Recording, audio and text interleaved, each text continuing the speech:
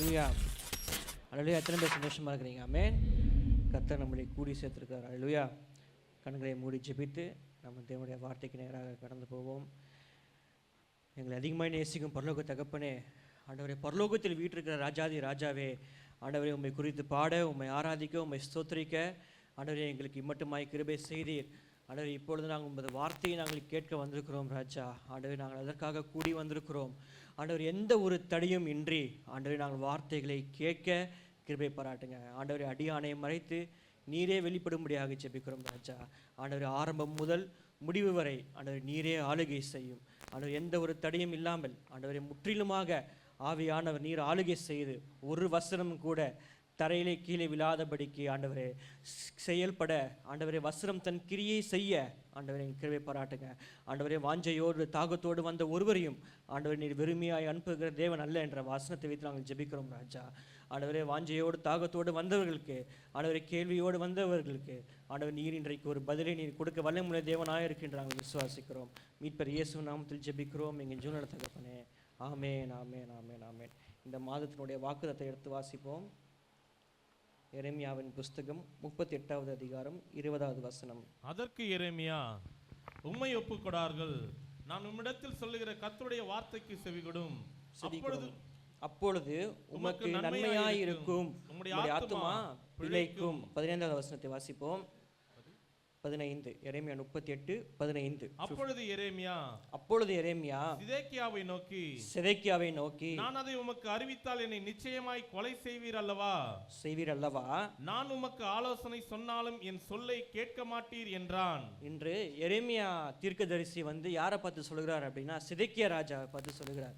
ஏன் இந்த வார்த்தை சிதேக்கியா ராஜாவுக்கு வருகிறது என்றால், எப்பக்கத்திலும் சிதேக்கியா ராஜா என்ன பண்ணுகிறாரு? ஒடுக்கப்படுகிறார். அவனுடைய ஜீவனுக்கும் அவன் குடும்பத்தில் இருக்கிற நபர்களுக்கு ஜீவனுக்கும் ஒரு ஆபத்து நேரிடுகிற இந்த காலகட்டத்திலே சிதேக்கியா ராஜா எரேமியா கிட்ட கேட்கிற, பின்னாடி இருக்கிற வசனங்களை வாசித்து பார்த்தீங்கன்னா தெரியும். சிதேக்கியா ராஜா எரேமியா கிட்ட கேட்கிறது என்னவென்றால், நான் மிகவும் கலக்கமாக இருக்கிறேன், நான் மிகவும் பயந்து இருக்கிறேன், கர்த்தர் என்னை காப்பாற்றுவாரா அப்படின்னு என்ற காரியத்தை தான் எரேமியா கிட்ட கேட்குறான். அப்போதான் எரேமியா இந்த பதிலை கொடுக்குறான். என்ன பதில் என்றால், நான் அதை உமக்கு அறிவித்தால் என்னை நிச்சயமாக கொலை செய்வீர் அல்லவா? இப்போ இது வயசு வருஷமாக நடக்குது. என்னன்னா, சிதேக்கியா ராஜா உயிர் தப்புணும்னு சொல்றாரு. எரேமியா தீர்க்கதரிசி என்ன சொல்றாருன்னா, நான் என்ன பண்ணணும்? உயிர் தப்பணும். அப்போ நம்ம இதுலேருந்து நம்ம என்ன கற்றுக்குறோம் அப்படின்னா, வார்த்தையை கொடுக்கிறவர்களுக்கும் கர்த்தர் என்ன பண்ணுவார்? ஜீவனை அளிக்கிறார். வார்த்தையை கேட்கிறவர்களுக்கும் கர்த்தர் என்ன பண்ணுறாருன்னா ஜீவனை அளிக்கிறார். ஆமென். அவர் சாவுக்கு, மரணத்திற்கு, நம்முடைய சூழ்நிலைக்கு ஒப்பு கொடுக்காத தேவனாக இருக்கிறார்.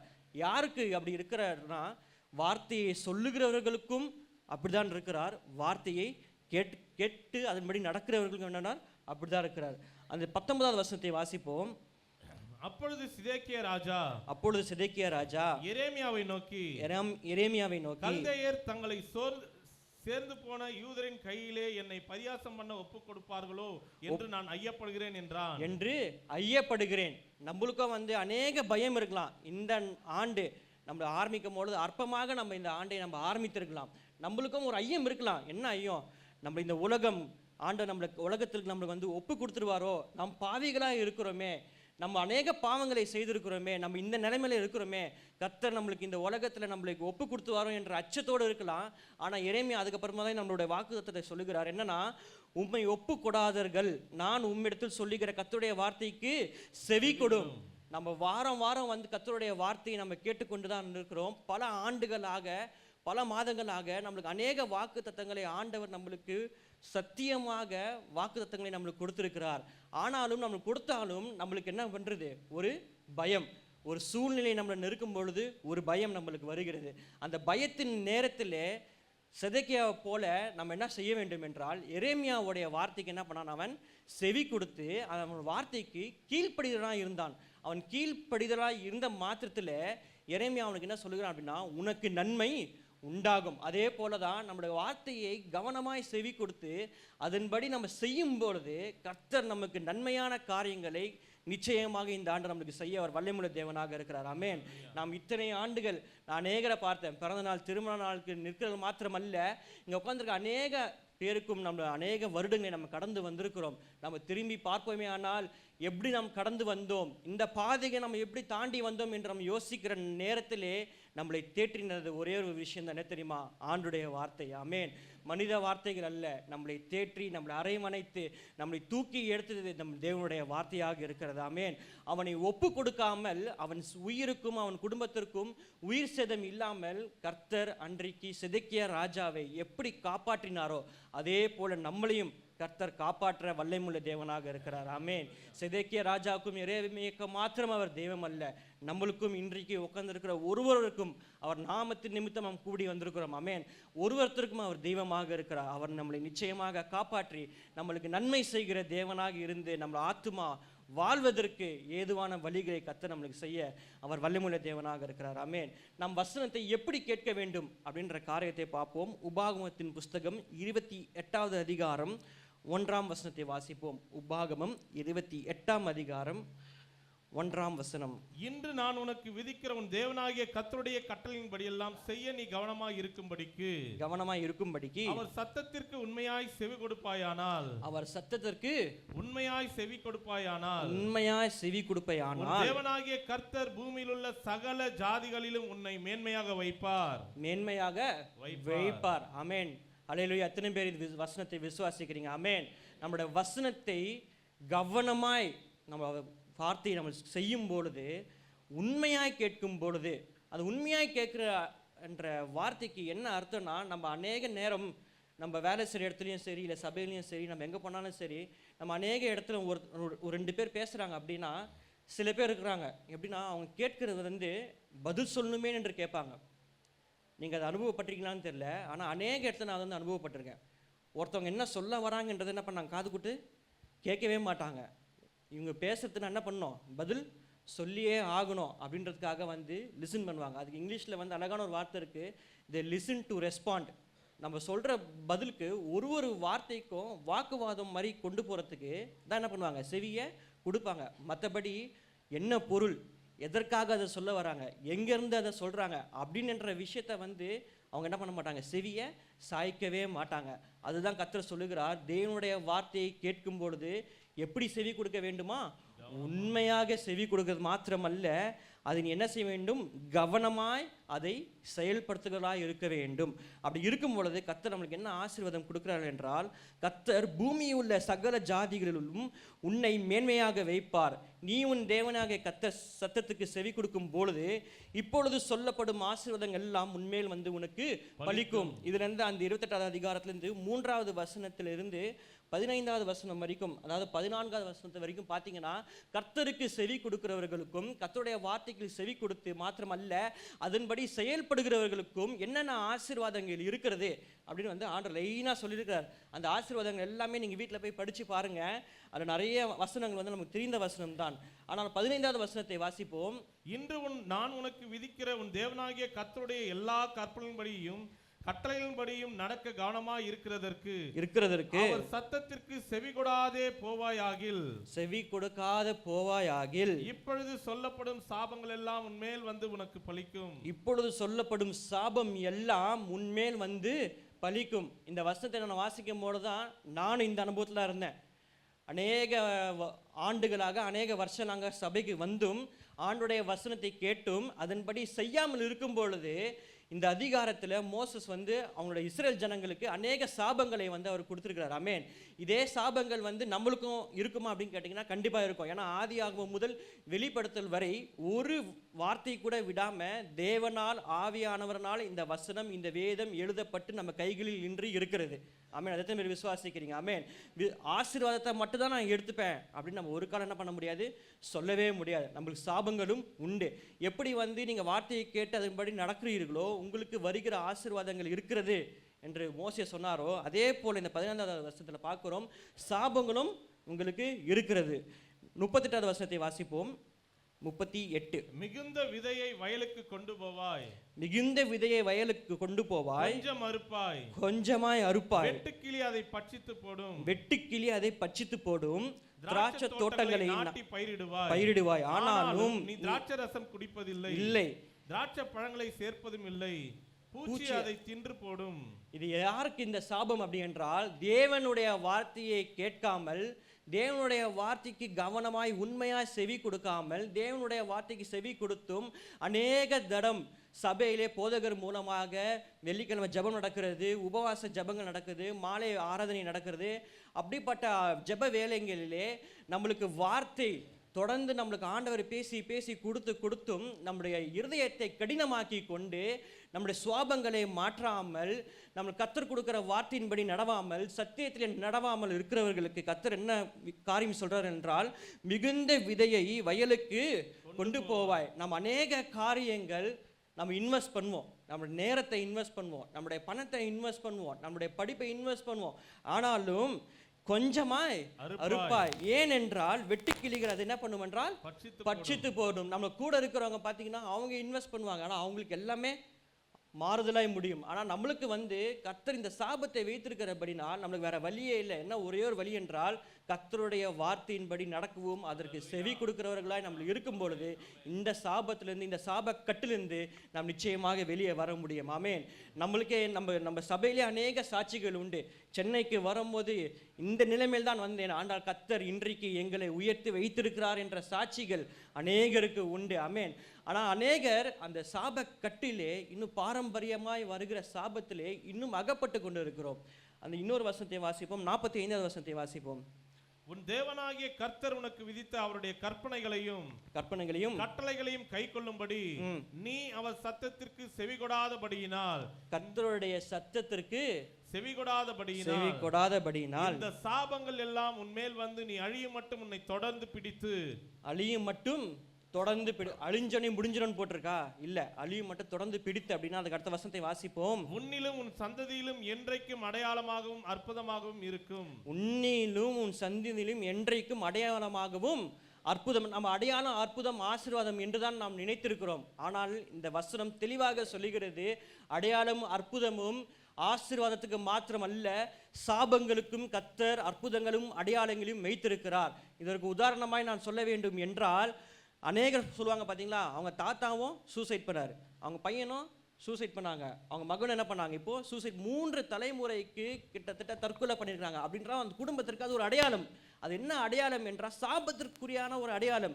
இன்னும் நான் கேள்விப்பட்டிருக்கேன் காதால, அவங்க பூட்ட பாட்டியும் என்ன பண்ணாங்க, ஓடி போய் கல்யாணம் பண்ணாங்க, பையனும் ஓடி போய் கல்யாணம் பண்ணாங்க, இன்றைக்கு இருக்கிற சமுதாயத்தில் இருக்கிறவங்க என்ன பண்ணாங்க, ஓடி போய் கல்யாணம் பண்ணாங்க. அப்படின்னு ஒரு அடையாளத்தை தலைமுறையாக ஒரு சாபத்துக்கு ஒரு அடையாளத்தை கர்த்தர் நம்மளுக்கு வைப்பார். எப்பொழுது வைப்பார் என்றால், இந்த தேவனுடைய வசனத்தை நம் செவி கொடுக்காமல் இருக்கும் பொழுது, கர்த்தருடைய வார்த்தைக்கு நம் கீழ்ப்படியாமல் இருக்கும் பொழுது இந்த சாபங்கள் நம்ம வாழ்க்கையில என்ன வரும், தொடர்ந்து வரும். நம் தேவனுடைய வார்த்தையை எப்படி கேட்க வேண்டும் என்றால், ஒரு மெய்ப்பனானவன் தன்னுடைய ஒரு ஆடு தொலைந்து போன பொழுது அந்த ஆடு என்ன பண்ணும், மெய்ப்பனுடைய சத்தத்தை நன்கு அறிந்து வைத்திருக்கும். அதே போலதான் ஒரு பிள்ளை, ஒரு ரயில்வே ஸ்டேஷனில் பார்த்தீங்கன்னா ஒரு பிள்ளை தொலைஞ்சு போயிடுச்சு, பயங்கர கூட்டமாக இருக்குது, ஒரு பிள்ளை தொலைஞ்சு போயிடுச்சு அப்படின்னா அந்த பிள்ளை அவங்க அப்பா அம்மாவுடைய குரல் என்ன பண்ணியிருக்கோம், நல்லா அறிந்து வைத்திருக்கோம். நம்ம பேரை சொல்லி கூப்பிடும் பொழுது அப்பா அம்மா கூப்பிட்றாங்கன்னு சொல்லி என்ன பண்ணும், பிள்ளை ஓடி வரும். அந்த ரயில்வே ஸ்டேஷன் சும்மா அமைதியாக இருக்கும், சத்தமாக இருக்கும். அந்த சத்தத்தின் மத்தியிலும் ஒரு ஆட்டு காணாமல் போனாலும் கர்த்தருடைய வார்த்தை நம்மளை பின்தொடர்ந்து வாரம் உங்களுக்கு வார்த்தை கொடுக்கப்படுகிறது. ஆனாலும் அநேகர் அந்த வார்த்தைக்கு செவி கொடுக்காதபடி, அந்த வார்த்தைக்கு கீழ்ப்படியாதபடிக்கு, அதை கவனமாய் செய்யாதபடிக்கு இருக்கும்பொழுது கர்த்தர் சொல்லுகிறார், இந்த சாபங்கள் உண்மை என்ன பண்ணும், சேரும். 47வது வசனத்தை வாசிப்போம். சகலமும் பரிபூர்ணமாய் இருக்கையில் மனமகிழ்ச்சியோடும் களிப்போடும் தேவனாகிய கர்த்தரை சேவியாமல் போனதின் நிமித்தம் சகலமும் உங்களுக்கு குறைவுபட்டு பட்டினியோடும் தாகத்தோடும் நிர்வாணத்தோடும் கர்த்தர் உனக்கு விரோதமாய் அனுப்பும் சத்துருக்களை சேவிப்பாய். அவர்கள் உன்னை அழித்து தீரும் மட்டும் இருப்பு நுகத்தடியை உன் கழுத்தின் மேல் போடுவார்கள். இப்படிப்பட்ட சாப இது பாத்தீங்கன்னா கிட்டத்தட்ட ஆசீர்வாதம் என்றது 11 வசனம் தான் இந்த அதிகாரத்தில். ஆனால் சாபம் என்றது கிட்டத்தட்ட 52 வசனங்களை ஆண்டவர் வைத்திருக்கிறார். நான் உங்கள்கிட்ட சொன்னது வெறுமையாக ஒரு 5லேருந்து 6 வசனம் மட்டும்தான். மீதி சாபங்கள் என்றது 52 சாபங்கள் வேதத்தில், இந்த அதிகாரத்தில், வேதத்தில் நிறைய சாபங்கள் உண்டு. இந்த அதிகாரத்திலே இந்த அதிகாரத்தில் பர்டிகுலராக வசனத்தை கேட்காதவர்களுக்கும் வசனத்தின்படி நடக்காதவர்களுக்கும் இந்த அதிகாரத்தில் 52 சாபங்கள் இருக்குது. 52 சாபங்களும் நம் வாழ்க்கையில் நடக்கவே செய்யும்.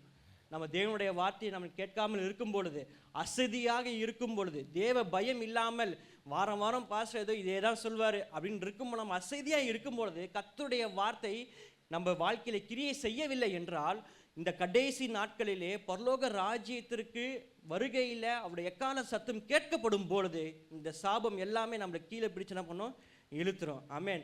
அந்த நம்ம சூழ்நிலையில் காணாதபடிக்கு இன்றைக்கு இந்த காலை ஆராதனையிலே கர்த்தருடைய வார்த்தையை கவனமாய் நம்ம செவி கொடுப்போம். ஆமென். எல்லா வாரமும் இந்த வசனத்தை சொல்லி தான் ஆரம்பித்தா நல்லா இருக்கும்னு நினைக்கிறேன். அப்படி தானே? அப்படிலாம் இல்லாமல் நம்ம இந்த வசனத்தை மறக்காமல் வரப்போகிற வாரங்களிலும் வரப்போகிற மாதங்களிலும் நம் தேவனுடைய வார்த்தைக்கு கவனமாய் செவி கொடுக்கிறது மாத்திரமல்ல, அவருடைய வார்த்தையை நம்ம கவனமாக என்ன பண்ணும், செய்ய வேண்டும்.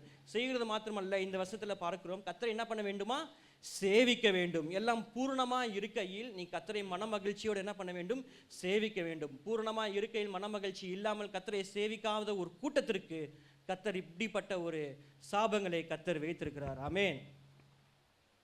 இப்போ நம்ம கர்த்தருடைய வார்த்தையை கேட்டு நம்ம நடக்கும் பொழுது எப்படிப்பட்ட ஆசீர்வாதங்களை கர்த்தர் நம்மளுக்கு வைத்திருக்கிறார் என்றதை பார்ப்போம். நம்ம இவ்வளோ நம்ம சாபங்களை நம்ம கர்த்தருடைய வார்த்தையை கேட்கவில்லை என்றால் என்னென்ன சாபம் வரும் என்று பார்த்தோம். ஆனால் இப்பொழுது நம் கர்த்தருடைய வார்த்தையை கேட்கும்போது அதன்படி நடக்கும் பொழுது கர்த்தரை உண்மையாக சேவிக்கும் போது மனமகிழ்ச்சியோடு சேவிக்கும் பொழுது கர்த்தர் நம்மளுக்கு என்னென்ன ஆசீர்வாதங்களை வைத்திருக்கிறார் என்றது பார்ப்போம். 1 சாமுவேல் புஸ்தகம் 16வது அதிகாரம் 5வது வசனம். 1 சாமுவேல் 16வது அதிகாரம் 5வது வசனம்.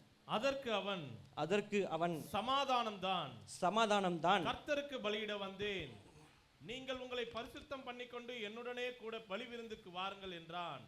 மேலும் ஈசாயையும் அவன் குமாரரையும் பரிசுத்தம் பண்ணி அவர்களை பலி விருந்துக்கு அழைத்தான். அதற்கு அவன் சமாதானம் தான் கர்த்தருக்கு பலியிட வந்தேன், கர்த்தருக்கு பலியிட வந்தேன். இங்க என்ன நடக்குது அப்படின்னா, ஒரு பலி விருந்து ஈசாயின் வீட்டிலே நடக்கிறது. எதற்காக ஈசாயின் வீட்டிலே ஒரு பலி விருந்து நடக்கிறது என்றால், சாமுவேல் என்ற தீர்க்கதரிசி இஸ்ரவேலுக்கு அடுத்த ராஜாவை அபிஷேகம் பண்ணும்படியாக அவங்க வீட்டிற்கு வந்திருக்கிறான்.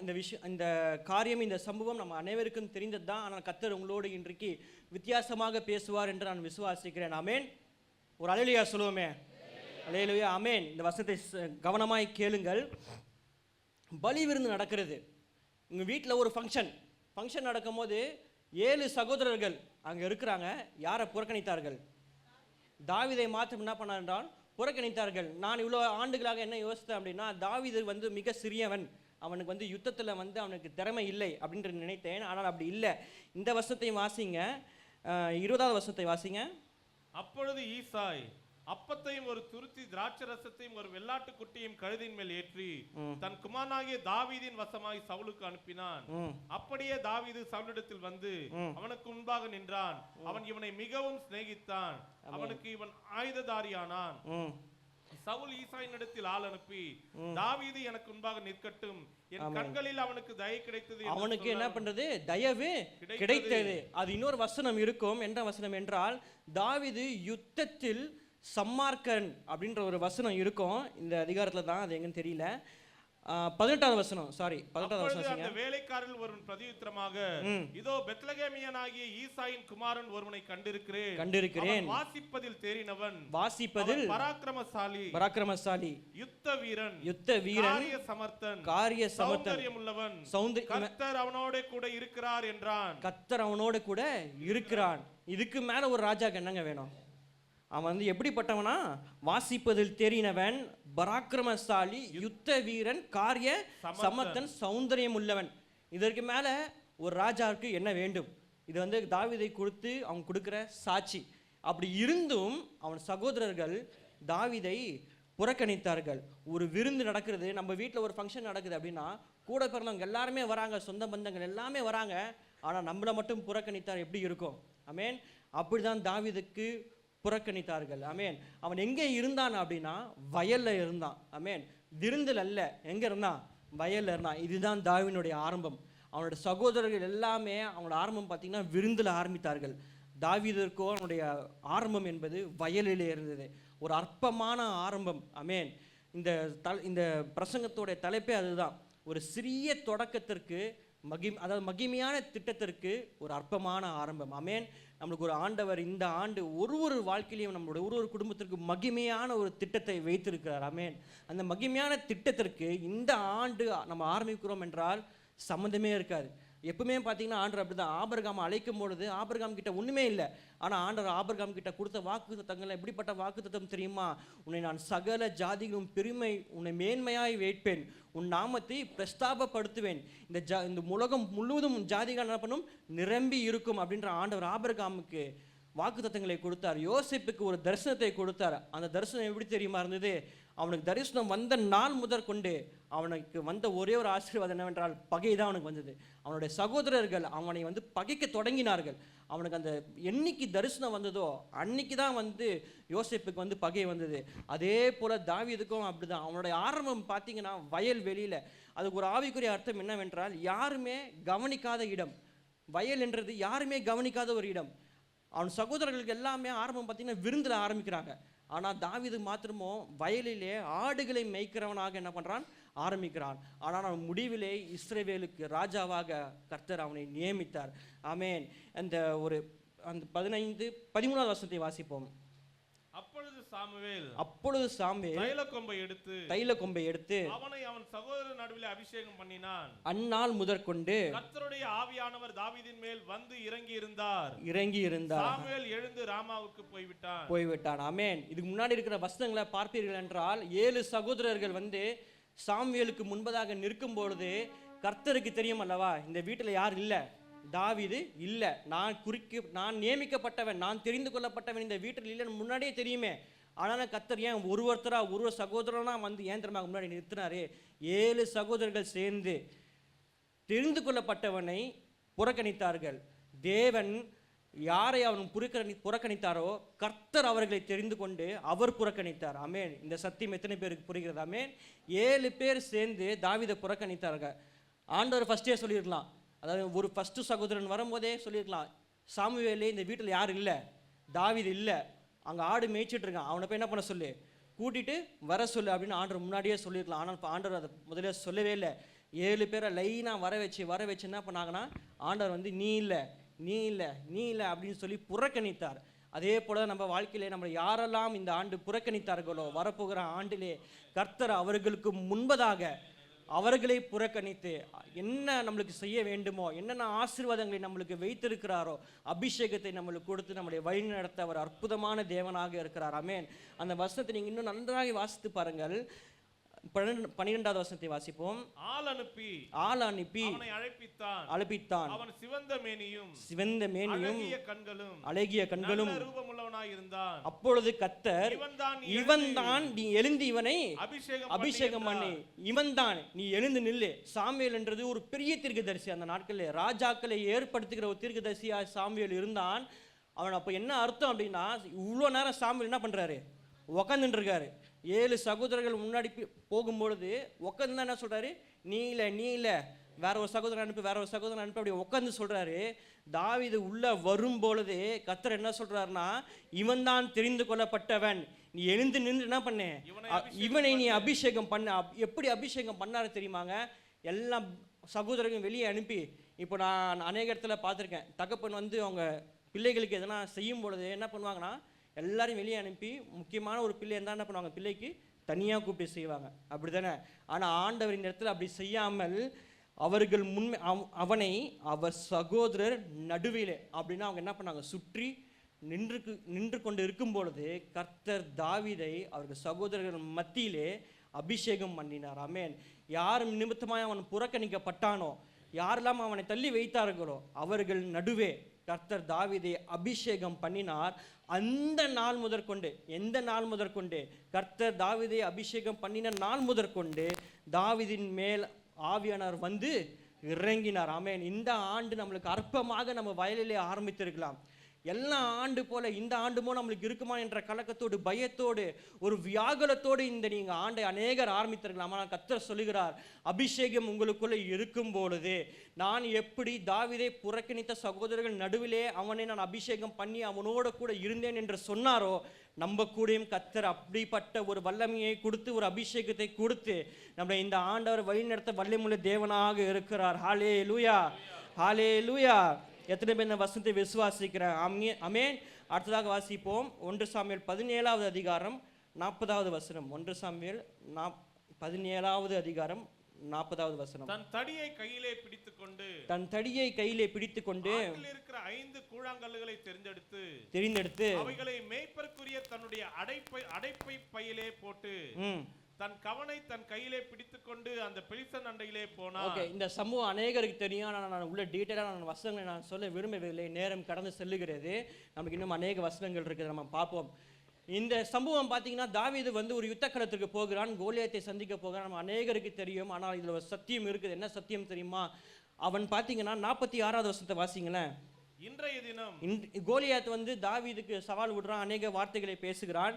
அதற்கு பதிலாக தாவீது 46வது வசனத்தை சொல்லுகிறான். இன்றைய தினம் கர்த்தர் உன்னை ஒப்பு கொடுப்பார், நான் உன்னை கொன்று உன் தலையை உன்னை விட்டு வாங்கி பெலிஸ்தருடைய பாளையத்தில் பிணங்களை இன்றைய தினம் ஆகாயத்து பறவைகளுக்கும் காட்டு மிருகங்களுக்கும் கொடுப்பேன். ஆனா அவன் கிட்ட என்ன இருந்தது? நம்ம 40வது வசனத்திலே பார்க்கிறோம். அவன் கிட்ட என்ன இருந்தது? வெறுமையா கவனம் 5 கற்கள் இருக்கு.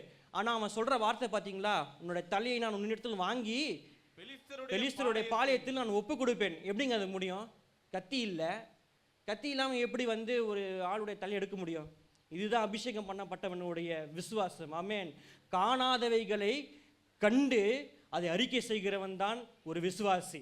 அல்லேலூயா. எத்தனை பேருக்கு இந்த சத்தியம் புரிகிறது? அல்லேலூயா. தாவீது பார்த்தீங்கன்னா அந்த கோலியாத் தான் தாவீதை பார்த்து சொல்கிறான், உன்னை நான் என்ன பண்ணுவேன்? கொன்று போடுவேன் என்று சொல்கிறான். அதுக்கு பதில் கொடுக்குறான் தாவீது. எப்படின்னா பெருமைனால அல்ல. அது முந்தின வசனம் பார்த்தீங்கன்னா, நீ நிந்திக்கிற ஆண்டவராகிய இயேசு கிறிஸ்துவின் நாமத்தினால் நான் வந்து நிற்கிறேன். கர்த்தருடைய நாமத்தை கொண்டு அவன் வந்து சவால் விடுகிறான். என்ன சவால் விடுகிறான்னா, உன் தலையை உன்னிடத்தில் வாங்கி. எப்படிங்க வாங்க முடியும்? அவங்ககிட்ட இருக்கிறது வெறும் ஒரு கவனம் 5 கல் தானே. அதை நம்ம என்னைக்கு நான் யோசிச்சிருக்குமா? ஆனால் அவனுடைய அபிஷேகத்தின் மூலயமா அவன் வாயிலிருந்து வர வார்த்தைகள் பார்த்தீங்களா? அவன் வாயிலிருந்து வர வார்த்தைகள் அவனுக்கு பிரச்சனை தான். யுத்த களத்தில் நிற்கிறான், சிறியவன். கோலியாத் மிகவும் பெரியவன். ஆனாலும் அவன் வாயிலிருந்து வருகிற வார்த்தை அவிசுவாசமான வார்த்தை இல்லை. அவன் வாயிலிருந்து வருகிற வார்த்தை தேவனுடைய வார்த்தையாக இருந்தது. ஆமென். தேவனுடைய வார்த்தையாக இருந்தபடியால் பின்னாடி வசனங்களை வாசிக்கிறோம். அவனை கொன்று அவன் மேலே நின்று கோலியாத்துடைய பட்டயத்தை உருவி தன் தலையை எடுத்தான். ஹல்லேலூயா. இதுதான் கர்த்தர் செய்கிற செயல். நீங்கள் இந்த யுத்தத்தை ஆரம்பிக்கும் பொழுது வெறுமே 5 கல்லோடு நீங்கள் ஆரம்பிக்கலாம். இந்த ஆண்டை நீங்கள் ஆரம்பிக்கும் பொழுது வெறும் ஒரு கவனோடையும் 5 கற்களோடு நீங்கள் ஆரம்பிக்கலாம். நீங்கள் சொல்லலாம், உங்களுக்கு விரோதமாக அநேக கோலியாத் வந்து உங்கள் சூழ்நிலை உங்களுக்கு எதிராக நின்று மிக பெரிதாக இருக்கலாம். உங்கள் கையிலேயோ வெறும் 5 கற்களோடு நீங்கள் அந்த ஆண்டை நீங்கள் ஆரம்பிக்கலாம். ஆனால் கர்த்தருடைய வார்த்தைக்கு நீங்கள் கவனமாய் செவி கொடுக்கும் பொழுது, கர்த்தருடைய வார்த்தையை நீங்கள் செய்யும் பொழுது, கர்த்தர் தாவீதுக்கு எப்படி அற்புதமாக அவன் எதை அறிக்கையிட்டானோ தேவனா சொன்னார். தாவீது தான் சொன்னான். தாவீது தான் அறிக்கையிட்டான், உன் தலையை நான் என்ன பண்ணுவேன்? வாங்குவேன் என்று தாவீது தான் அறிக்கையிட்டான். ஆனால் கையில் அவன்கிட்ட எதுவுமே கிடையாது. ஆயுதங்கள் கிடையாது, பட்டயம் கிடையாது, கேடயம் கிடையாது, ஈட்டி கிடையாது. ஆனால் இருந்தாலும் அவன் சொன்ன காரியம் என்னவென்றால், உன் தலையை நான் எடுப்பேன். எப்படி சொன்னான் என்றால், இயேசுவின் நாமத்தினால், நீ நிந்திக்கிற ஆண்டவராகிய கிறிஸ்துவின் நாமத்தினால் நான் சொல்லுகிறேன் என்று சொல்லும் பொழுது அவன் வாயிலிருந்து வந்த வார்த்தை, அவன் என்ன அறிக்கை இட்டானோ கர்த்தர் அதை அவனுக்கு செய்து முடித்த தேவனாக இருக்கிறார். ஹல்லேலூயா, ஹல்லேலூயா. பின்பு நம்ம இன்னும் சில வசனங்களை வாசிப்போம். மார்க்கு எழுதின புஸ்தகம், சுவிசேஷ புஸ்தகம் 5வது அதிகாரம் 5வது வசனம். மார்க் 5:5. அவன் எப்பொழுதும் இரவும் பகலும் மலைகளிலும் கல்லறைகளிலும் இருந்து கூக்குரலிட்டு கல்லுகளினாலே தன்னை காயப்படுத்திக் கொண்டிருந்தான். அவர் எப்பொழுதும் இரவும் பகலும் மலைகளிலும் கல்லறையிலும் இருந்து குக்குரையிட்டு கல்லுகளால் தன்னை காயப்படுத்தி கொண்டிருந்தான். அவன் இயேசுவை தூரத்திலே கண்டபொழுது ஓடி வந்து அவரை பணிந்து கொண்டான். இயேசு யாருக்கு தேவை தெரியுமா? கல்லறையில் இருக்கிறவங்களுக்கு தான் இயேசு தேவை. அமேன். கஷ்டப்படுகிறவர்களுக்கு தான் இயேசு தேவை. அமேன். தாவீது சகோதரர்கள் போல விருந்து சாப்பிடுறவர்களுக்கும் ராஜாக்களுக்கும் எப்பவுமே பார்த்தீங்கன்னா இயேசு தேவைப்பட்டதே கிடையாது. இயேசு மிகவும் தேவைப்பட்டவர் யாருக்கு என்றால், கல்லறையில் இருந்து காயமடைந்து கொண்டிருந்தான். அவனுக்குள்ள அநேக அசுத்தாவிகள் இருந்தபடினால் அவனுக்கு வலி தாங்க முடியாமல் தன்னைத்தானே காயம் பட்டி கொண்டு கூக்குரல் இட்டவனுக்கு தான் இயேசு அன்னைக்கு தேவையா இருந்தது. ஆமென். தூரத்திலே வந்த பொழுது அவன் இயேசுவை கண்டு பணிந்தான். இன்றைக்கு ஆண்டவர் நம்மளுக்கு சமீபமாக இருக்கிறார். அநேக வார்த்தைகளை கொடுத்து வாக்குத்தத்தங்களை கொடுத்து நம்ம ஆராதிக்கும் பொழுது தேவனுடைய மகிமையும் தேவனுடைய பிரசன்னத்தையும் நாம் உணர்கிறோம் என்றால் கர்த்தர் நம்மளுக்கு சமீபமாக இருக்கிறார். சமீபமாக இருந்தும் நம் கர்த்தரை பணிந்து கொள்ளாமல், கர்த்தருடைய வார்த்தையை நாம் கேட்காமல், அதற்கு செவி கொடுக்காமல், கர்த்தருக்கு சேவை செய்யாமல் நாம் இன்றைக்கு காணப்படுகிறோமே. ஆனால் இந்த மனிதன், ஒரு வாலிபன் கல்லறையில் இருக்கும்பொழுது இயேசு ஒரு தூரத்தில் கண்டு என்ன பண்ணானா, அவனை பணிந்து கொண்டான். பணிந்து கொண்டு பின்னாடி இருக்கிற வசனங்களை நான் வாசிக்க விரும்பவில்லை. ஆனால் இந்த சம்பவம் எல்லாருக்கும் உங்களுக்கு தெரியும். இந்த சம்பவத்தை நான் வாசிக்கும் போது இதில் ஒரு ஆழ்ந்த ஒரு சத்தியம் இருக்கு. ஆமென். ஆனால் நீங்கள் கவனமாய் கேளுங்கள். கர்த்தருடைய வார்த்தை அவனுக்கு புறப்பட்டு போன உடனே அவனுக்குள்ளே இருந்த 6000 அசுத்தாவிகள் என்ன பண்ணுறதான், 2000 பன்றிகளுக்குள்ளே செல்லுது. 2000 பன்றிக்குள்ளே செல்லுதுன்னா ஒரு பன்றிக்கு 3 அசுத்தாவி. 3 அசுத்தாவி போனோடனே ஒரு 2-3 நிமிஷத்தை என்ன பண்ண, பண்ணிலாம் வந்து கீழே குதிச்சு தற்கொலை செய்து கொண்டது. ஏனென்றால் அந்த 3 அசுத்தாவி போனோடனே அவனுக்கு வந்து என்ன பண்ண முடியல, பன்றிகளுக்கு வலியும் தாங்க முடியல. இவனுக்குள்ள எத்தனை ஆவிகள் இருந்தது, 6000 அசுத்தாவிகள் இருந்தபொழுது இவன் என்ன பண்ணி கொண்டு இருந்தான், கூட்குரலிட்டு கொண்டு இருந்தான். நம்ம இங்கே முக்கியமாக பார்க்க வேண்டிய விஷயம் என்ன தெரியுமா, கர்த்தருடைய வார்த்தை அவனுக்குள்ள போன உடனே இவனுடைய ஆரம்பம் எங்கன்னு பார்த்தீங்கன்னா கல்லறையில் ஆரம்பிக்கிறான். நம்ம வேதத்தில் பார்க்கிறோம். இவனுடைய ஆரம்பம் எங்க, கல்லறை, கல்லறையில் ஆரம்பிக்கிறான். இப்போ இவனுடைய முடிவு எப்படின்னு பார்ப்போம். கர்த்தருடைய வார்த்தை வந்த பின்பு இவனுடைய முடிவு எப்படின்னு பார்ப்போம். 18வது வசனத்தை வாசிப்போம். அப்படியே அவர் படகில் ஏறுகிற பொழுது பிசாசு பிடித்திருந்தவன் அவரோட கூட இருக்கும்படிக்கு தனக்கு உத்தரவு கொடுக்க அவரை வேண்டிக் கொண்டான். இயேசு அவனுக்கு உத்தரவு கொடுக்காமல் நீ உன் இனத்தாரிடத்தில் உன் வீட்டிற்கு போய் கர்த்தர் உனக்கு இறங்கி உனக்கு செய்தெல்லாம் அவருக்கு அறிவி என்று சொன்னார். லூக்கா, இதே சம்பவம் லூக்காலையும் இருக்கு. அதை ஒரு வாட்டி பார்த்து லூக்கா 8வது அதிகாரம் 35வது வசனம். லூக்கா 8:35. அப்பொழுது சம்பவித்ததை பார்க்கும்படி ஜனங்கள் புறப்பட்டு இயேசுவினிடத்தில் வந்து பிசாசுகள் விட்டு போன மனுஷன் வஸ்திரத்தை தரித்து இயேசுவின் பாதத்தருகே உட்கார்ந்து புத்தி தெளிந்திருக்கிறதை கண்டு பயந்தார்கள். இப்போ வார்த்தை வந்த அப்புறமேட்டு அவனுக்குள்ள வார்த்தை பட்டயம் மாதிரி போய் அவனுக்குள்ள இருக்கிற அசுத்தாவிகள் என்ன பண்ணுது, புறப்பட்டு சென்றது. கல்லறையில் இருந்தவன் இப்போ எங்க இருக்கிறான், இயேசுவோடைய பாதத்தில் இருக்கிறான். அதுதான் வார்த்தை செய்யக்கூடிய ஒரு அற்புதமான காரியம். ஆமென். வஸ்திரம் இல்லாமல் இருந்தான். கர்த்தருடைய வார்த்தை வந்து அவனுக்கு என்ன வந்தது, வஸ்திரம் இருந்தது. புத்தி இல்லாதவனாக இருந்தான். வார்த்தை வந்தது. இப்போ எப்படி இருக்கிறான், புத்தி தெளிந்தவனாக இருக்கிறான். அவர்கள் அநேகர் இந்த சம்பவத்தை பார்க்க என்ன பண்றாங்க, பயந்தார்கள்.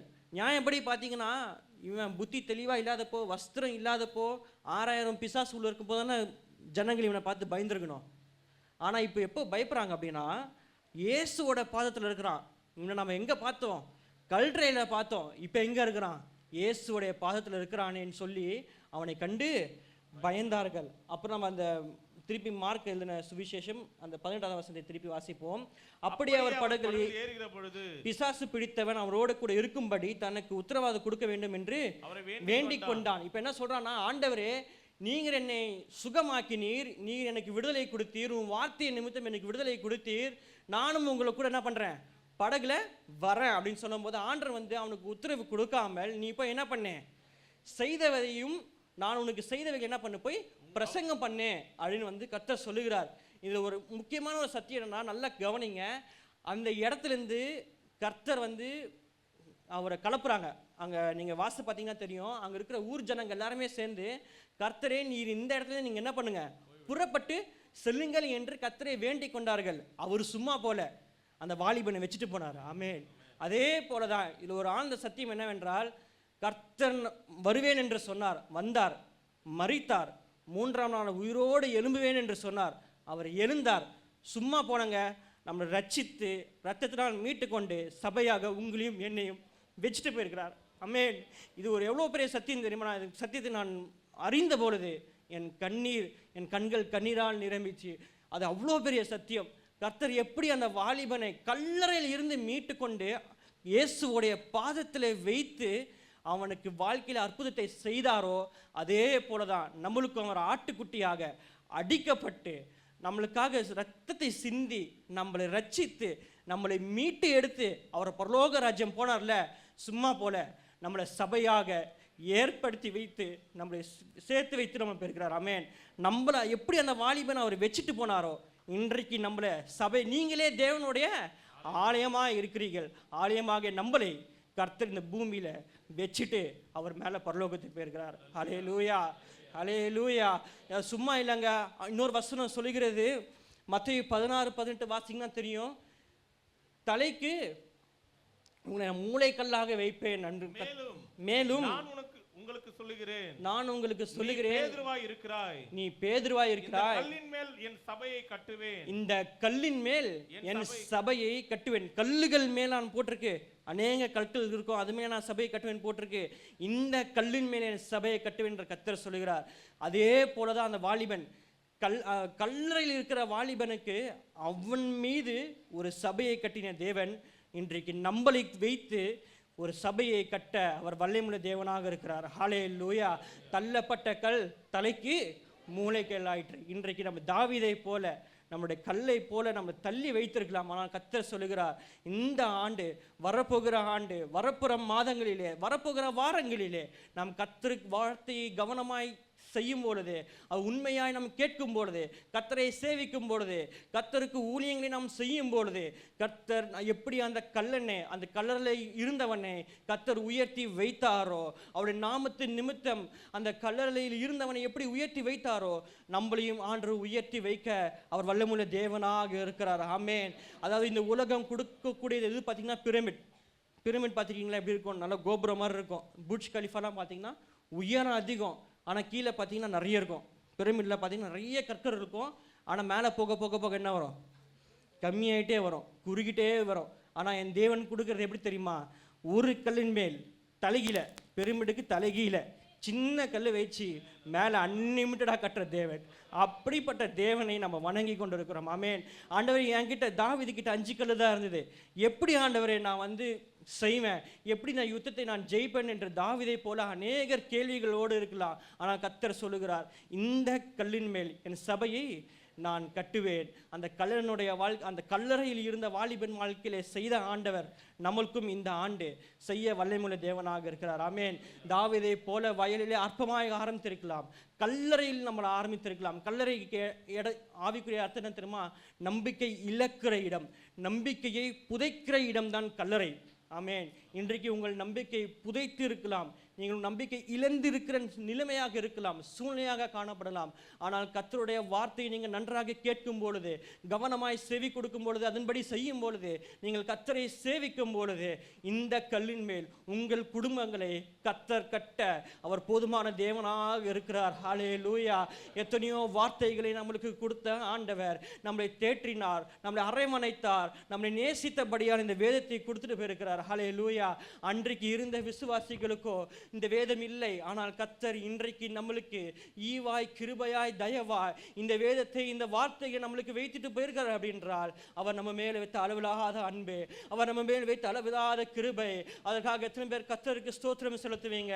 ஆண்டவரே உமக்கு ஸ்தோத்திரம். ஆண்டவர் நீர் அற்புதமாக, ஆண்டவர் நீர் வார்த்தைகளை எங்களுக்கு கொடுத்திருக்கிறீர் ராஜா. தாவீது சொல்லுகிறான் அல்லவா, இந்த 23ஆம் சங்கீதத்தில் சத்துருக்களுக்கு முன்பதாக ஒரு பந்தியை ஆயத்தப்படுத்துகிற தேவன், என் தலையை எண்ணெயால் அபிஷேகித்து என் பாத்திரம் நிரம்பி வழிய செய்கிறவர். இந்த ஆண்டு நம்முடைய பாத்திரங்கள் காலியாக நீங்கள் ஆரம்பித்திருக்கலாம். காலியாக நீங்கள் ஆரம்பித்த பாத்திரத்தை கர்த்தருடைய வார்த்தையை நீங்கள் கேட்கும் பொழுது, அவருடைய அபிஷேகம் உங்கள் மேல் இறங்கும் பொழுது, பாத்திரங்களை நிரம்பி செய்கிற ஆண்டவர் நம்மளுடைய ஆண்டவராகிய இயேசு கிறிஸ்துவாக இருக்கிறார். ஆமென். கல்லறையில் இருந்த வாலிபனை இயேசுடைய பாதத்தில் அமர வைத்தவர் நம்ம இயேசுடைய பாதத்தில் அமரும் பொழுது வஸ்திரம் இல்லாமல் ஆரம்பித்திருக்கலாம். இந்த ஆண்டு நீங்கள் வஸ்திரம் இல்லாமல் ஆரம்பித்திருக்கலாம். ஆனால் கர்த்தர் உங்களுக்கு ஒரு வஸ்திரத்தை கொடுத்து, தெளிந்த புத்தியை கொடுத்து, உங்களை பார்த்து, அதாவது மீட்டெடுக்கப்பட்டவனை பார்த்து இந்த உலகம் பயந்து ஆச்சரியப்பட்டது போல, ரட்சிக்கப்பட்டவராக நம்மளை பார்த்து, விசுவாசியாக நம்மளை பார்த்து இந்த உலகம் ஆச்சரியப்படும் அளவிற்கு, இந்த உலகம் பயப்படுகிற அளவுக்கு கர்த்தர் நம்மளை இந்த ஆண்டு வழி நடத்துவாராக. ஹல்லேலூயா. நல்ல கரங்களை தட்டி கர்த்தருக்கு மகிமை செலுத்துவோம்.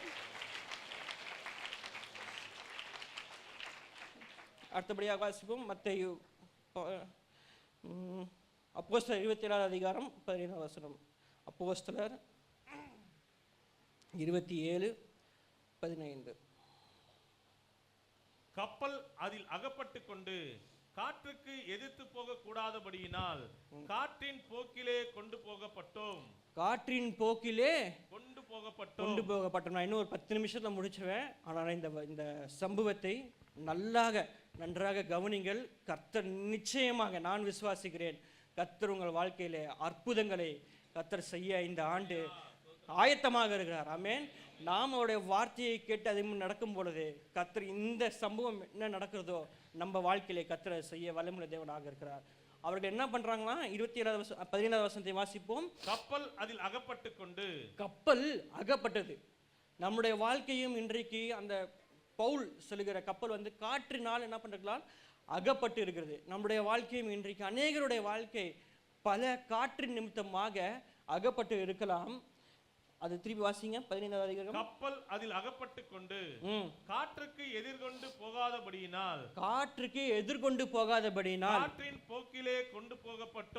காற்றின் போக்கிலே கொண்டு போகப்பட்டோம். இன்னைக்கு அநேகருடைய வாழ்க்கை இப்படிதான் இருக்கிறது. காற்றின் போக்கில் என்ன பண்றோம்? போயிட்டு இருக்கிறோம். Go with the flow. உலகத்திலேயே சொல்லுவாங்க, அதாவது ஃப்ளோவோடையே போறவங்க வந்து என்ன பண்ண மாட்டாங்க, வாழ்க்கையில எப்பவுமே முன்னேறவே முடியாது. அதாவது டெட் ஃபிஷ், ஒரு நதியில், ஒரு ரிவரில் நம்ம செத்த மீன்களாக இருக்கக்கூடாது. எப்பவுமே எதிர்நீச்சல் போடுகிறவர்களாக நம்ம இருக்க வேண்டும். ஆமென். இங்கே அப்படிதான் பார்க்குறோம். ஒரு கப்பல் காற்றின் போக்கிலே போனால் என்ன ஆகும் என்றால், திசை இல்லாமல், ஒரு ஆளுகை, ஒரு கண்ட்ரோல் இல்லாமல் கப்பல் என்ன பண்ணும், வாட்டுக்கு போயிட்டே இருக்கும். நம்ம போக வேண்டிய திசை வேறையாக இருக்கும், நம்ம போய் செய்கிற திசை வேறையாக இருக்கும். அப்படி தான் நீங்கள் ஆகுறது. ஒரு கண்ட்ரோலை இழந்து கப்பல் காற்றின் போக்கில் என்ன பண்ணுது, போய்கொண்டு பின்னாடி வருகிற வசனத்தை வாசிப்போம். அப்படி கிலேவுதா எண்ணப்பட்ட ஒரு சின்ன தீவின் ஒதுக்கிலே ஒடுகையில் வெகு வருத்தத்தோட படவை வசப்படுத்தினோம். மிக இப்படி வருத்தத்தோடு படவை வசப்படுத்தி 20வது வசனத்தை வாசிப்போம். அநேக நாளை சூரியனாவது நட்சத்திரங்களாவது காணப்படாமல். அதாவது நல்ல காற்று அடிக்குது, அநேக நாளா என்ன இல்ல, சூரியனாவது நட்சத்திரங்களாவது காணப்படாமல் இந்த பெருங்காற்று மழையும் அடித்துக் கொண்டிருந்தபடியினால் இனி தப்பி பிழைப்போம் என்ன நம்பிக்கை முழுமையும் அற்று போயிற்று. இது யார் சொல்லுகிறா பாத்தீங்கன்னா பவுல் வந்து ஒரு மிகப்பெரிய ஒரு அப்போஸ்தலர். ஆமென். பவுலுக்கே இந்த நிலைமை.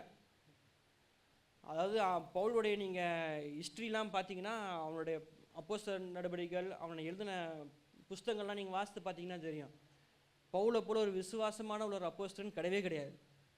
எத்தனை பேர் ஆமீன் சொல்றீங்க? ஆமென். அப்படிப்பட்ட அப்போஸ்தலன் நாங்கள் பவுலுக்கே இவ்வளோ நாள் அவனுக்கு நம்பிக்கை இருந்தது. அந்த வசனத்தை பாருங்க. இனி தப்பி பிழைப்போம்னா அவனுக்கு இவ்வளோ நாள் என்ன பண்ணுறது, அவனுக்கு நம்பிக்கை இருந்தது. என்ன நம்பிக்கை என்றால், நாம் உயிரோடு என்ன பண்ணுவோம், போய் கரை சேர்வோம் அப்படின்ற ஒரு நம்பிக்கை இருந்தது. ஆனால் பவுலுக்கே வந்து இப்போ என்னன்னா, இனி தப்பி பிழைப்போம் என்னும் நம்பிக்கை முழுமையும் அற்று போயிற்று. அவனுக்கு வந்து கடுகளவு விசுவாசம் கூட கிடையாது. ஆண்டவர் சொல்றாருல, கடுகளவு விசுவாசம் இருந்தால் நடக்கும் அப்படின்னு சொல்றாருல, அவனுக்கு அந்த கடுகளவு விசுவாசம் கூட இல்லை. முழுமையும் இன்றைக்கு நம்ம ஆண்டை நம்ம ஆரம்பித்திருக்கிறோம். அநேகர் யோசிக்கலாம், அவ்வளோதான் எல்லாமே முடிஞ்சது, இருந்த நம்பிக்கையும் இல்லாமல் இருக்கிற சூழ்நிலை இருக்கலாம். ஏன் அப்படின்றால், காற்றின் போக்கிலே நம்ம என்ன பண்ணி கொண்டு இருக்கிறோம், போய் கொண்டு இருக்கிறோம். காற்றின் போக்கிலே போகாதபடிக்கு கர்த்தர் பவுலை எப்படி ரட்சித்தார் தெரியுமா? பின்னாடி வருங்கள வசனத்தை வாசிப்போம். 24வது வசனத்தை வாசிப்போம். பவுலே பயப்படாதே, நீ ராயனுக்கு முன்பாக நிற்க வேண்டும். நீ யாருக்கு முன்னாடி நிற்க வேண்டும்? ராயனுக்கு முன்பதாக நீ நிற்க வேண்டும். இதோ உன்னுடனே கூட யாத்திரை பண்ணுகிற யாவரையும் தேவன் உனக்கு தயவு பண்ணினார் என்றான். ஆண்டவர் உனக்கு என்ன பண்ணுவாரு?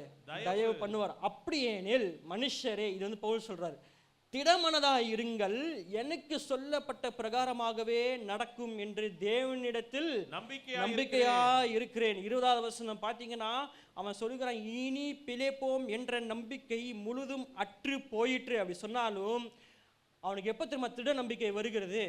தேவனுடைய வார்த்தை தூதன் மூலமாக பவுலுக்கு வந்த பொழுது அவன் என்ன சொல்லுகிறான் என்றால், எல்லோரும் எப்படி இருங்க, நம்பிக்கையா இருக்கிறேன், திடமனதா இருந்து தேவனிடத்தில் நம்பிக்கையா இருக்கிற. அந்த நம்பிக்கை எங்க தெரியுமா வந்தது பவுலுக்கு?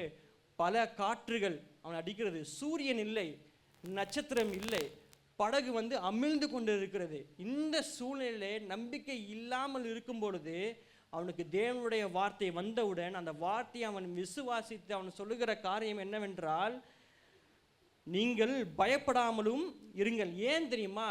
நீங்கள் சாட்சியாய் அநேகருக்கு நிற்க வேண்டும். ஆமென்.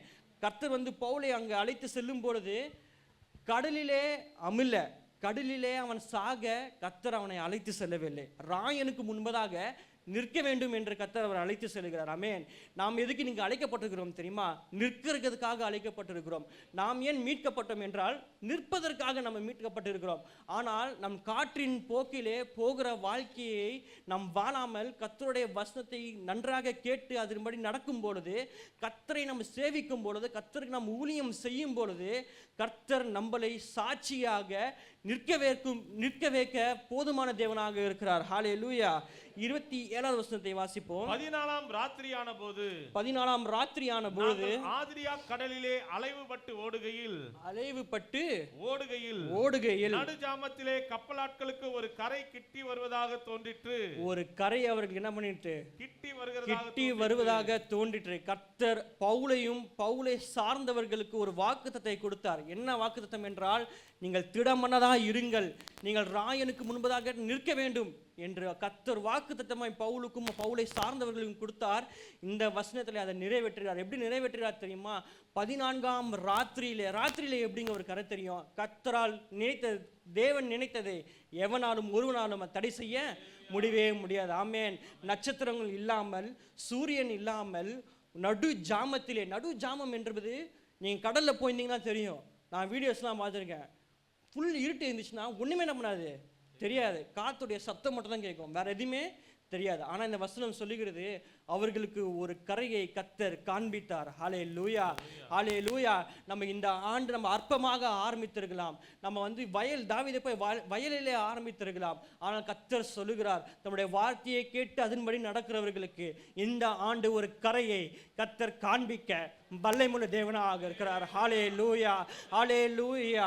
குடும்பம் என்ற கப்பல் அகப்பட்டிருக்கலாம், வேலை என்ற கப்பல் அகப்பட்டிருக்கலாம், நம்முடைய பொருளாதாரம் என்ற கப்பல் அகப்பட்டிருக்கலாம், நம்முடைய தொழில் என்ற கப்பல் அகப்பட்டிருக்கலாம், சந்தோஷம் சமாதானம் என்ற கப்பல் அகப்பட்டிருக்கலாம். ஆனால் கர்த்தருக்குள் நிலைத்து இருக்கிறவர்களுக்கு, திடமனதாக இருக்கிறவர்களுக்கு, கர்த்தருடைய வார்த்தையை விசுவாசிக்கிறவர்களுக்கு இந்த ஆண்டு கர்த்தர் 14ஆம் ராத்திரியிலே எப்படி பவுலுக்கு ஒரு கரையை காண்பித்தாரோ, இந்த ஆண்டு 2026ஆம் ஆண்டு கர்த்தர் நமக்கு ஒரு கரையை காட்ட அவர் வல்லமையுள்ள தேவனாக இருக்கிறார். ஒரு கரையை நம்மளுக்கு காண்பிப்பார். நம்ம ஒரு கரையை காண்பிப்பார்.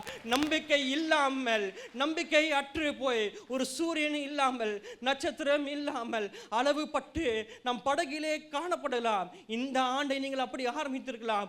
ஆண்டால் இந்த வார்த்தையை விசுவாசிக்கிறவர்களுக்கு இந்த ஆண்டு முடிவுக்குள்ளே கர்த்தர் ஒரு கரையை நம்மளுக்கு அவர் காண்பிக்க போதுமான தேவனாக இருக்கிறார். எத்தனை பேர் அதை விசுவாசிக்கிறீங்க? ஹல்லேலூயா, ஹல்லேலூயா. அறிக்கையிடுங்க. கர்த்தர் ஒரு கரையை நம்மளுக்கு காண்பிப்பார். கர்த்தர் ஒரு கரையை காட்டுவார். அவர் காட்டினதை ஒரு நாளும், அவர் திறந்ததை ஒரு நாளும் பூட்டவும் முடியாது. ஆமென். அவர் சொன்னதை செய்கிற தேவன், செய்கிறதை சொல்லுகிற தேவனாக இருக்கிறார். ஒரு கரையை காட்டுவேன் என்று இந்த சபைக்கு வாக்குத்தத்தமாய் கொடுப்பாரனால் இந்த ஆண்டு முடிவுக்குள்ள உங்களுடைய பிரச்சனைகளுக்கு ஒரு தீர்வை கர்த்தர் கொடுக்க அவர் போதுமான தேவனாக இருக்கிறார். வார்த்தை புறப்பட்டு வரும்பொழுது 38 ஆண்டு, 26 ஆண்டு, 12 ஆண்டு, 6 ஆண்டு பிரச்சனைகள், ஆண்டவர் ஒரே வார்த்தையிலே அவரால் பிரச்சனைகளுக்கு ஒரு தீர்வை கொடுக்க முடியும். ஒரு வார்த்தை சொல்லும் பொழுது அவர் வெளிச்சம் உண்டாக கடவுள் என்று சொன்னார், வெளிச்சம் உண்டாயிற்று. லாசருவே எழுந்து வா என்று சொன்னார், லாசரு எழுந்து வந்தான். அது போல இந்த ஆண்டு உங்களுக்கு கரை தெரிவதாக என்று கர்த்தர் ஒரு வார்த்தை சொன்னாலாகில் உங்களுக்கும் உங்கள் குடும்பத்திற்கும் உங்களை சார்ந்து உள்ளவர்களுக்கும் கர்த்தர் ஒரு கரையை இந்த ஆண்டு நிச்சயமாக இந்த வசனத்தை விசுவாசிக்கிறவர்களுக்கு, இந்த ஆண்டவரை நம்புகிறவர்களுக்கு இந்த வார்த்தை உங்களுக்கு கிரியை செய்வதாக, இந்த வார்த்தை தன்னுடைய பலனை கொடுப்பதாக. நீங்கள் அநேக முறை தாவீதை போல அநேகரால் நீங்க புறக்கணிக்கப்பட்டிருக்கலாம். ஆனால் கர்த்தர் சொல்லுகிறார், உங்களுக்கு ஒரு கரையை நான் காண்பிப்பேன், ஒரு ஒரு கரையை நான் உங்களை காண்பித்து அதிலே நான் உங்களை வாசம் பண்ண வைப்பேன் என்று கர்த்தர் சொல்கிறார். ஹல்லேலூயா, ஹல்லேலூயா. மத்தேயு எழுதின புஸ்தகத்தை வாசிப்போம். மத்தேயு 1வது அதிகாரம் 15வது வசனம். மத்தேயு 1:15. ஏலியூத் எலெயாசாரை பெற்றான், எலெயாசார் மாத்தானை பெற்றான், மாத்தான் யாக்கோபை பெற்றான், யாக்கோபு மரியளுடைய புருஷனாகிய யோசேப்பை பெற்றான். லூக்கா 2வது அதிகாரம் வாசிப்போம். லூக்கா எழுதின சுவிசேஷ புஸ்தகம் 2வது அதிகாரம் 4வது வசனம். அப்பொழுது யோசேப்பும் தான் தாவீதின் வம்சத்தானும் குடும்பத்தானுமாய் இருந்தபடியினாலே தனக்கு மனைவியாக நியமிக்கப்பட்டு கர்ப்பவதியான மரியாளுடனே குடிமதிப்பு எழுதப்படும்படி கலிலேயா நாட்டில் நாசரேத்திலிருந்து யூதேயா நாட்டில் பெத்லகேம் என்னும் தாவீதின் ஊருக்கு போனான். இது ரொம்ப முக்கியமான வார்த்தை. எந்த ஊருக்கு போறான்? தாவீதின் ஊரு. இந்த வசனத்தை நான் நிறைய வாட்டி வாசிச்சிருக்கேன். இந்த கிறிஸ்மஸ் நான் தியானிக்கும் பொழுது தான் இதை நான் யோசித்தேன். யாருடைய ஊருக்குங்க போகிறான்? தாவீது என்ற ஊருக்கு போகிறான். தாவீது யார்? யோசேப்புக்கு முப்பிதா. யூதேவா என்ற ஊர் என்ன ஊர் அப்படின்னா தாவீது அரசாண்ட ஊர். ஆமேன். இந்த சத்தியத்திலும் எனக்கு புரியுது. அதாவது தாவீது அரசாண்ட ஊரில் யோசேப்பு என்ன பண்ணுறான்னா அந்த தேசத்துக்கு போகிறான். அப்போ அது யோசேப்போட என்ன ஊர்? அது சொந்த ஊர். ஆமென். பின்னாடி இருக்கிற வசனங்களை வாசிக்கிறோம். அவ்விடத்தில் அவர்கள் இருக்கையில் அவளுக்கு பிரசவ காலம் நேரிட்டது. எங்க நேரிடுது அப்படின்னா தாவீதோடைய, அதாவது யோசேப்போடைய சொந்த ஊர். இந்த விஷயத்தெல்லாம் ஞாபகம் வச்சுங்க. யோசேப்போடைய சொந்த ஊர்ல மரியாளுக்கு என்ன பண்ணுது? பிரசவ காலம் நேரிடுகிறது. அடுத்த வசனம். அவன் தன் முதற்பேரான குமாரனை பெற்று சத்திரத்திலே அவர்களுக்கு இடமில்லாது இருந்தபடியினால். எங்கெங்க இடம் இல்லை? சத்திரத்திலே. அதை தாண்டி எங்க இடம் இல்லை? யோசேப்போட சொந்த ஊர்லயே அவனுக்கு என்ன இல்லை? இடம் இல்லை. அவன் முப்பிதாக்கள் தாவீதுன்னு ஒரு பெரிய ராஜா, தாவீது என்ற பெரிய ராஜா வந்து அந்த நாட்டை ஆண்டவன். சரித்திரத்திலே ஒரு முக்கியமான ஒரு நபர். அப்படிப்பட்ட ஒரு தலைமுறையில் வர யோசேப்புக்கு இதுதான் நிலைமை. இங்கே நம்ம ஆண்டவருடைய ஆரம்பம் நான் சொல்ல விரும்பவில்லை. யோசேப்புக்கும் மரியாளுக்கும் அற்பமான ஒரு ஆரம்பம். ஆமேன். எங்கே தெரியுமா அற்பமான ஆரம்பம்? அவங்க சொந்த ஊர்லேயே அவங்களுக்கு அற்பமான ஆரம்பம். ஆமேன். எத்தனை பேர் இந்த சத்தியம் உங்களுக்கு புரிகிறது? அவன் தன் முதற்பேரான குமாரனை பெற்று அவர்களுக்கு இடமில்லாது இருந்தபடியினால் பிள்ளையை துணிகளில் சுற்றி முன்னணியிலே கிடத்தினார். நம்ம போய் மரியாள்கிட்ட கேட்டுதான் வச்சுங்களேன், ஏன் மரியாளே உங்க சொந்த ஊரு தானே, உங்களுக்கு வேற யாரும் தெரியாதா? அவங்க வீட்டுல போய் நீங்க என்ன பண்ணிருக்கலாமே? ஆண்டவராகிய இயேசு கிறிஸ்துவை பெற்று எடுத்துக்கலாமே. எவ்வளோ பெரிய ஒரு தீர்க்க தரிசனம் நிறைவேறி கொண்டிருக்கிறது. உலகத்துக்கு இரட்சகர், ராஜாதிக்கு ராஜா பிறந்திருக்கிறார். இப்படி ஒரு ஆரம்பமா? அதுதான் நான் சொன்னேன்ல, மகிமையான திட்டத்திற்கு கர்த்தர் எப்பவுமே என்ன வைப்பார்னா ஒரு அற்பமான ஆரம்பம். அப்படிப்பட்ட யோசேப்புக்கு மரியாள் ஆண்டவராகிய இயேசு கிறிஸ்துவுக்கே இந்த உலகத்தில் வந்த பொழுது இப்படிப்பட்ட ஒரு ஆரம்பம் தான். ஆமென். இன்றைக்கு நம்மளுக்கும் இப்படிப்பட்ட ஒரு ஆரம்பமாக இருக்கலாம். ஆனால் கர்த்தர் என்ன சொல்லுவார் தெரியுமா? ஃபர்ஸ்ட் நம்ம கணுக்கால் அளவில் நிற்கணும். ஆமென். எடுத்தோடனே நம்ம நீச்சல் அடித்து மூழ்கி போகிறதுக்கு ஆண்டவர் நம்மளை அழைக்கவில்லை. நம்ம எதில் நிற்கணும் என்றால் கணுக்கால் அளவில் நிற்கணும். கணுக்கால் அளவில் நின்று அப்புறமேட்டு தான் முழங்கால் அளவில் நின்ற பிறகுதான் இடுப்பளவு. இடுப்பு அளவில் நிற்கிறவனுக்கு தான் நீச்சல் அடிக்க முடிகிற அளவு. நீச்சல் அடிக்கிற முடிகிற அளவுக்கு தான் அப்புறமே தான் என்ன பண்ண முடியும்? முழுக முடியும். நமக்கு மகிமையான திட்டத்தை கர்த்தர் நம் வாழ்க்கையில் வைத்திருக்கிறார். அந்த மகிமையான திட்டத்துக்கு நேராக நம்ம செல்ல வேண்டும் என்றால் நம்முடைய ஆரம்பம் கணுக்காலில் இருக்கணும். ஆமென். கணுக்கால் இருக்கிற ஒரு அனுபவத்தை நீங்கள் கண்டு இன்றைக்கு நீங்கள் சோர்ந்து போகாதிருங்கள். யோசேப்புக்கும் மரியாளுக்கும் சொந்த ஊர்லேயே இடம் இல்லை. நினச்சி பாருங்க, எவ்வளோ ஒரு அற்பமான ஆரம்பம். அதாவது பெரிய தீர்க்கதரிசிகள் தானியேல், எசேக்கியேல், ஏசாயா, அப்படிப்பட்டு ஒரு சிறிய தீர்க்கதரிசிகள் பழைய ஏற்பாடில் வந்து தொடர்ந்து சொல்லிக்கிட்டே இருப்பாங்க. உலகத்திற்கு ஒரு இரட்சகர் வரார், இஸ்ரவேலுக்கு ஒரு இரட்சகர் வரார், ராஜாதி ராஜாவாக அவர் வரப்போகிறார் என்று தீர்க்கதரிசிகள் அந்த தீர்க்க தரிசனமாய் சொல்லிக்கொண்டே இருப்பார்கள்.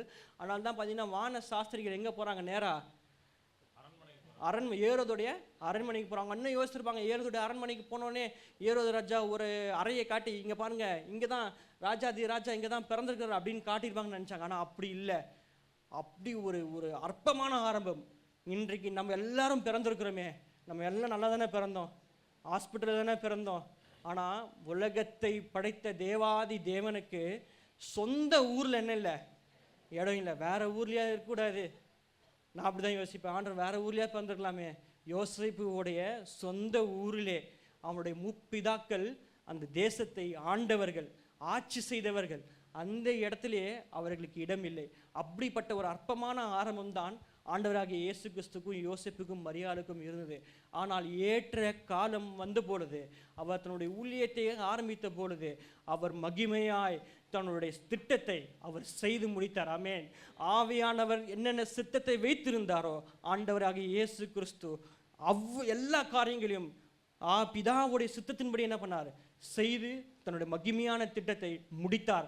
அதே போல இந்த ஆண்டு நாம் முடிக்கும் பொழுது கர்த்தர் நம்மளுக்கு என்ன மகிமையான திட்டத்தை வைத்திருக்கிறாரோ நாம் அதை செய்து முடிக்கிறவர்களாய் கர்த்தர் நம்மளை வழி நடத்துவார். ஆமென். கடைசியாக ஒரு வசனத்தை வாசித்து முடிக்க விரும்புகிறேன். ஓசியா எழுதின புஸ்தகம் 6வது அதிகாரம் 11வது வசனம். இந்த வசனம் நான் போன மெசேஜ்லேயே கொடுத்துருக்கணும். நான் அதுதான் கன்க்ளூஷனாக எழுதி வச்சுருந்தேன். பட் ஆனால் கொடுக்க மறந்தனா என்னன்னு தெரியல. கர்த்தர் இன்றைக்கு அந்த வசனத்தை உங்களோடும் கொடுக்க கிருபை செய்திருக்கிறார். ஓசியா எழுதின புஸ்தகம் 6வது அதிகாரம் கடைசி வசனம்.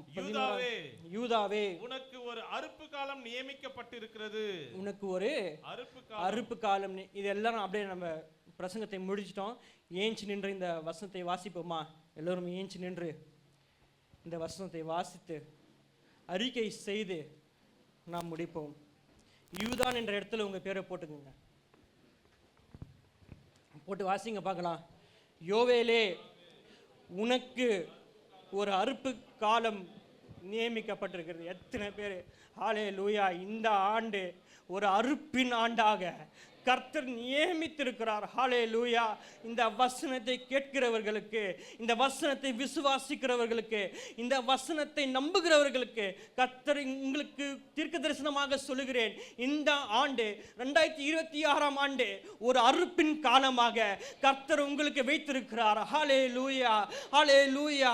ஒரு கரையை உங்களுக்கு ஆண்டவர் காண்பிக்கிறது போல இத்தனை ஆண்டுகளாக நட்சத்திரம் இல்லாமல், சூரியனை பார்க்காமல், ஒரு இருட்டு வாழ்ந்து காற்றின் போக்கிலே போய் கொண்டு இருந்த உங்களுக்கு கர்த்தர் என்ன சொல்லுகிறார் என்றால், யூதாவே, உனக்கு ஒரு அறுப்பு காலம் நியமிக்கப்பட்டு இருக்கிறது.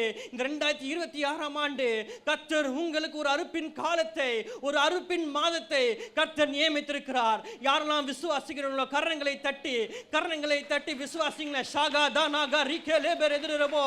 ஆண்டவரே, இந்த வார்த்தையை நாங்கள் சுதந்திரித்துக் கொள்ள, இந்த வார்த்தை எங்கள் வாழ்க்கையில் நடக்க, நாங்கள் அனுபவிக்க, ஆண்டவரே, இத்தனை ஆண்டு காலமாக ஆண்டவரே நாங்கள் அறுக்காதபடிக்கு இருந்த காரியங்கள் எல்லாம் விலகி தேவனுடைய அபிஷேகத்தை கொண்டு நாங்கள் இந்த ஆண்டு எதை நாங்கள் விதைத்தோமோ, எங்கள் கண்ணீரை நாங்கள் விதைத்திருக்கிறோம், எங்கள் பணத்தை நாங்கள் விதைத்திருக்கிறோம், எங்கள் சுதக்கத்தை நாங்கள் விதைத்திருக்கிறோம்.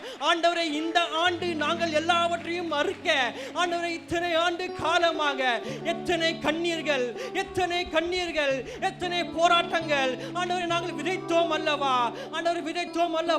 ஆண்டவரே, நாங்கள் விதைத்த தசமாங்களுக்கும், ஆண்டவரே நாங்கள் விதைத்த காணிக்கைகளுக்கு, ஆண்டவரே நாங்கள் விதைத்த கண்ணீருக்கு, ஆண்டவரே இந்த ஆண்டு நீர் எங்களுக்கு அறுக்க கிருபை செய்வீராக. ஆண்டவரே, ஜனங்களுக்கு அறுப்பின் காலத்தை, ஆண்டவரே துக்க நாட்கள் அல்ல, ஆண்டவரே கவலைப்படுகிற நாட்கள் அல்ல, ஆண்டவரே ஒரு அறுப்பின் காலம், ஆண்டவரே எங்கள் சபை ஜனங்களுக்கு இந்த ஆண்டு நீர் கொடுத்து நீர் நடத்துவீராக. ஹல்லேலூயா!